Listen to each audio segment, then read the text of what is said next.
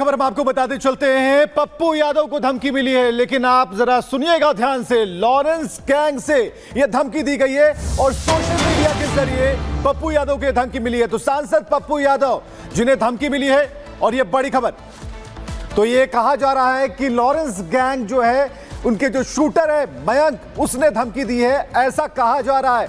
तो इस वक्त बड़ी खबर है, पप्पू यादव को धमकी मिली है और बताया जा रहा है, जो जानकारियां मिल पा रही है उसके मुताबिक लॉरेंस गैंग के शूटर्स इसके पीछे हैं। और पप्पू यादव को जो आप देख पा रहे हैं कि आम जनों के बीच में काफी पॉपुलर है और लोगों के चहेते नेता हैं।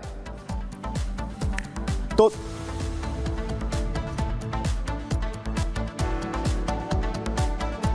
और सुन बात ध्यान से भाई, करवा के जेल का कॉन्फ्रेंस तुझे कॉल करवाई थी कॉन्फ्रेंस पे, और तूने फोन ना उठाया। ठीक, ये था।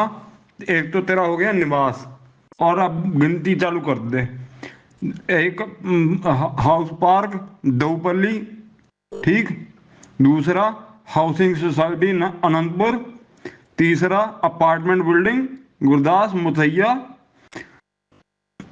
चौथा पटना जिस घर में नजरबंद था तुम, वो भी।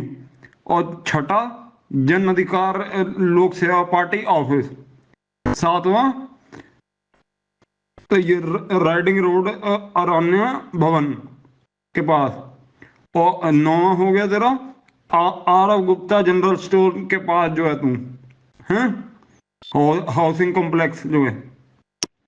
और नौवां हो गया तेरा ये भरतांडा परमपुर परमानपुर 852-137 पिन कोड।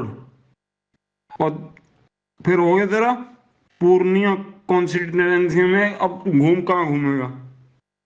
72 परमानपुर भटांडा। तो प्यार से समझाया थे कि भाई से यहाँ से बात कर ले, हैं। भाई ने जेल के वो जैमर बंद करवा के तुझे फोन कर रहा है, और तूने फोन ना उठाया, हैं। और फिर तेरी वही हरकत हो गई, हैं। अच्छी वाली सलाह हो रही थी, उसके बावजूद नहीं अगर खत्म हो रही। एक तो गलती दे रही हैं, ऊपर से दिखा रहे कि भाई में गलती कोई नहीं है। हम बड़ा भाई समझ के तुझे बड़ा भाई बनाया, हैं। ऊपर से तूने भाई के फोन ना उठाया, हैं। जेल का जामर 10 मिनट बंद कराने के तुझे पता मिनट के लाख रुपए लग रहे हैं। मजाक समझा खत्म तो, कि क्या जवाब दूं मैं कि बड़ा भाई बना लिया मैंने, और बड़े भाई ने ये सलाह दी है। शर्मिंदा करवा दिया मुझे तूने। या बड़ा भाई बना ही लिया, उसका फर्ज तो निभा लेता। तुझसे कोई मांग करी, कोई कहा, तेरी जान बख्श दी। बल्कि क्यों ऐसा उल्टा बोला था भाई? इतनी बात ही भाई से कहता, भाई ये न्यूज वालों ने कर दिया, काट के भेज दिया। मेरा इसमें नाम ही नहीं, ना काम था।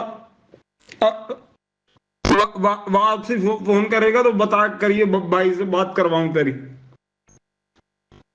मसला सुलटा जितना जल्दी हो सके भाई। और तुझे हम नेताओं जैसे नहीं, जिसे तेरी बेबाकी पसंद थी। एक बार कि तेरी वीडियो देखी थी मेरे बड़े भाई, जब तुमने कहा था कि जितनी तुम्हारी उम्र होगी उससे ज्यादा बार मैं यहाँ का सदस्य चुन के आ चुका हूँ, मुझे मत समझाइए। वो तेरे लाइन पसंद आ गई थी, इसलिए बड़ा भाई बना लिया। और क्या करा तूने, हैं? इज्जत ही ना रखी हमारी, हैं? विष्णु भाई ने फोन करवाया, जैमर बंद करवा के करवाया। जेल का जैमर बंद कराना बच्चों का खेल समझ रहे हैं? 10 मिनट के लिए जेल का जैमर बंद करवा दिए। अब खाली हो के अकेले में फोन पे बात कर। और इस बीच बड़ी जानकारी ये सामने आ रही है। पप्पू यादव ने बिहार के डीजीपी को इसकी जानकारी दी है, शिकायत की गई है और ये बताया गया है कि धमकी उन्हें मिली है।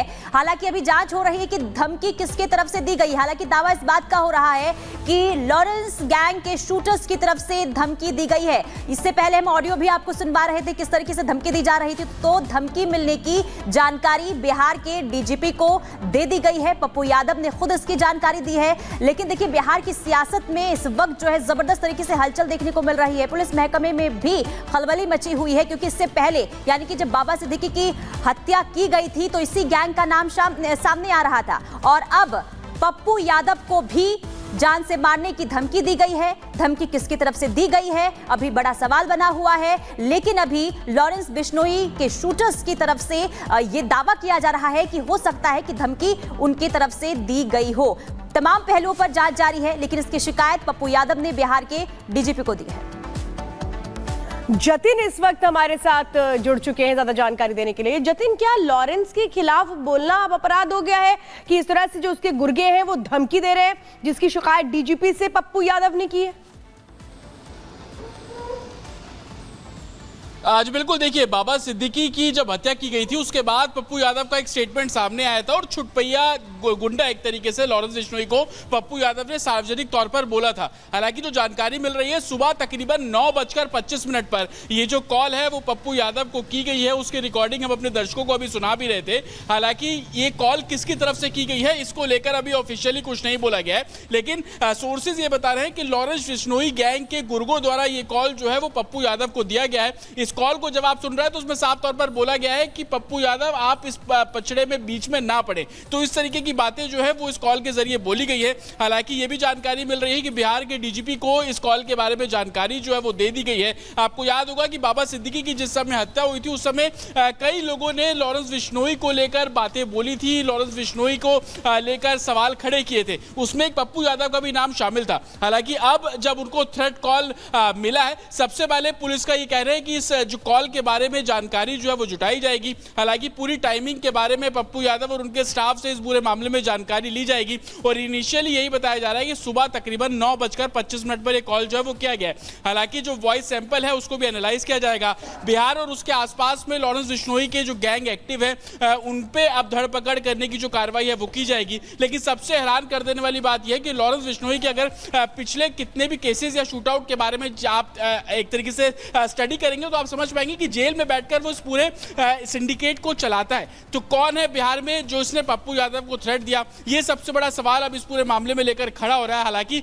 अब जब ये पूरा मामला डीजीपी तक पहुंचा है तो संभवतः इस पूरे मामले में जल्द ही जो इनिशियल एफआईआर है वो दर्ज कर ली जाएगी और उसके बाद आगे की जो कार्रवाई है वो शुरू की जाएगी। लेकिन इस थ्रेट कॉल से एक बात बिल्कुल क्लियर है कि लॉरेंस बिश्नोई के अगर अगेंस्ट कोई भी कुछ बोलेगा तो उसको इस तरीके से धमकी दी जाएगी और इसका सिलसिला